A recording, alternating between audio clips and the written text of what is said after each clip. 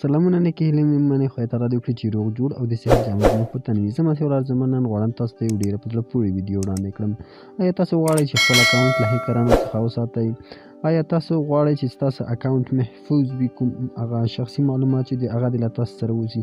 نو صرف زه تاسو ته یو څو نقطې د فیسبوک د اکاونټ د محفوظ ساتلو لپاره تاسو ته ښایم، تر څو پورې په هغه صورت کې چې ستاسو پاسورډ هم یو څوک پیدا کړه ونشي کولی چې ستاسو فیسبوک ته لاسرسی پیدا کړه.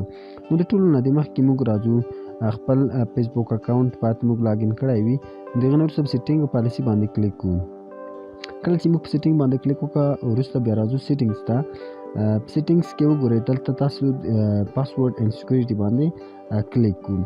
د ټولو نه د مخکې وګورئ که چېرته تاسو غواړئ چې تاسو مطمئن شئ چې د تاسو کوم اکاونټ چې دی د هیکرانو نه محفوظ دی، یعنې تر اوسه پورې په هغه باندې اټیک نه دی شوی، سایبر سیکیورټي اټیک نه دی شوی، یا په هغه باندې یوه انټرنیټي حمله نه ده شوې، نو تاسو ویر یور لاګین باندې به کلیک وکړئ. یعنې د تاسو کوم اکاونټ چې دی په کومو ځایو کې او په کومو ډیوایسو یا موبایل یا کمپیوټر کې هغه لاګین شوی دی تاسو ته به وښایي.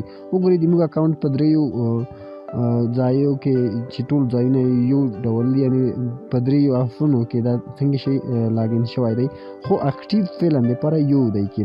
نو که چېرته تاسو شک لرئ چې د موږ اکاونټ هیک شوی دی یا د بل چا په لاس کې دی یا په هغو کې بل څوک هم لاسوهنې کوي، نو کولی شئ تاسې دلته وګورئ او په ډېر اسانۍ سره کولی شئ چې هغه دلته لاګ آوټ کړئ تر څو پورې تاسو د فیسبوک څخه هغه استفاده ونشي کوئ.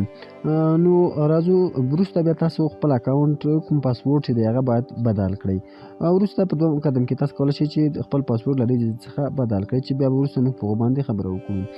په دویم قدم کې وګورئ که چېرته تاسو غواړئ چې د تاسو اکاونټ زیات با امنیته واوسي یا سیکیور واوسي، نو تاسو باید په اتوماتیک ډول سره د او پی ټي کود ترلاسه کړئ. سمه ده چې موږ یوز ټو فیکټر باندې کلیک کړو. سمه ده، نو په دې سره به تاسو هر کله چې تاسو غواړئ چې خپل اکاونټ ته ننوځئ نو تاسو موبایل ته به یو کود راځي، د او پی ټي کود به راځي چې وروسته به تاسو کولی شئ خپل موبایل ته یا هم هغه اکاونټ ته دننه شئ. نو زه راځم په اس ام اس باندې کلیک کوم تر څو پورې ما ته د پایم له طریقه دغه او پی ټي کود واستوي. سمه ده، نو زه په کنټینیو باندې کلیک کوم.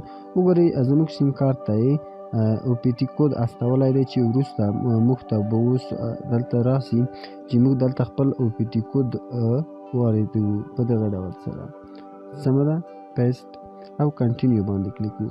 اوس کله چې موږ کوشش کوو چې خپل اکاونټ په بل موبایل کې سیف راخلاص کړو یا په کمپیوټر کې راخلاص کړو، نو د موږ نه به او پی ټي کود غوښتل کېږي چې دا یو ډېر مهمه طریقه ده. یعنې که چېرته د تاسو پاسورډ هم د چا زده وي نشي کولی د تاسو له اجازت څخه پرته چې د تاسو نه د او پی ټي کود واخلي د تاسو اکاونټ ته نشي نتلی. نو دلته زموږ نه پاسورډ غواړي چې د تاسو پاسورډ څه شی دی. سمه ده، تاسو خپل پاسورډ دلته ورکولی شئ. سمه ده، زه خپل پاسورډ ورکوم په دغه ډول سره. وګورئ دلته به تاسو خپل پاسورډ ورکوئ، کوم پاسورډ چې د تاسو د فیسبوک اکاونټ دی. سمه ده، په دې سره وګورئ د موږ اکاونټ سیکور شوله. کله چې اوس موږ غواړو چې خپل اکاونټ څخه ووځو، سمه ده، یعنې لاګ آوټ یې کړو او وروسته موږ غواړو چې بېرته لاګین شو ورته، نو که چېرته د موږ هغه کوډ هم زده وي، یعنې د موږ د فیسبوک کوډ د موږ یا د بل چا لاس ته ورغلی وي، خو موږ ته یو ډول او پی ټي کود راځي چې وروسته د هغه نه به کولی شي چې د موږ اکاونټ ته لاسرسی پیدا کړو، چې دا د هیکرانو نه د بچ کېدو یو بهترینه لاره ده چې کولی شئ تاسو له دې نه استفاده وکړئ. سمه ده، نو دغه به زموږ نننۍ ویډیو تر بلې راتلونکي ویډیو پورې تاسو په پاک راز په ارام کې چر ولرئ. د خدای په امان.